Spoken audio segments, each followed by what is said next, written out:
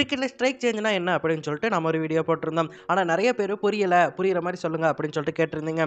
எல்லாருக்கும் புரியணும் அப்படிங்கிறதுக்காக கிரிக்கெட்ல ஸ்ட்ரைக் சேஞ்ச்னா என்ன அப்படிங்கிறத இந்த வீடியோல புரியிற மாரி சொல்றேன்.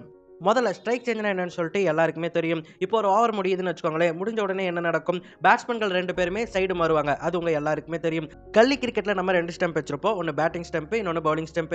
பேட்டிங் ஸ்டம்ப்ல ஸ்ட்ரைக்கர் இருப்பாங்க. பவுலிங் ஸ்டம்ப்ல நான் ஸ்ட்ரைக்கர் இருப்பாங்க. இப்போ ஒரு ஓவர் முடியுது. முடிஞ்ச உடனே என்ன ஆகும்? நான் ஸ்ட்ரைக்கர் வந்துட்டு இந்த பேட்டிங் ஸ்டம்ப்க்கு வந்துருவாரு. ஸ்ட்ரைக்கர் வந்துட்டு அந்த பவுலிங் ஸ்டம்ப்க்கு போயிருவாரு.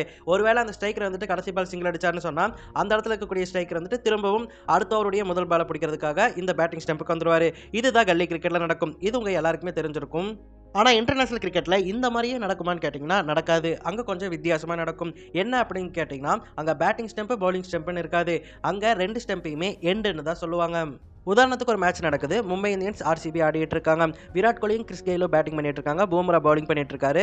எம்ஐயுடைய கீப்பரும் ஸ்லிப்பும் விராட் கோலிக்கு பின்னாடி அவர் பேட்டிங் பிடிக்கிறதால நின்னுட்டு இருக்காங்க. இப்போ அந்த ஓவரை பூம்ரா கம்ப்ளீட் பண்ணிடுவாரு. விராட் கோலி தான் அந்த ஓவருடைய 6 பாலையுமே பிடிச்சிருப்பாரு.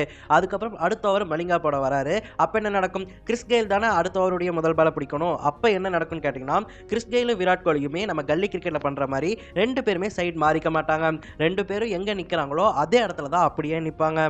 அவங்க 2 பேரும் அப்படி நிக்கும்போதே, இந்த மும்பை இந்தியன்ஸ்ல ஸ்லிப்பாவும், கீப்பராவும் இருப்பாங்க இல்லையா?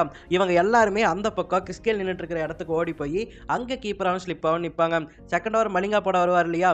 மலிங்கா போடும்போது, பூம்ரா போட்ட இடத்துல நின்னு போடாம, அதுக்கு ஆப்போசிட்ல இருக்கக்கூடிய ஸ்டெம்ப்ல நின்னு தான் அவர் போடுவாரு.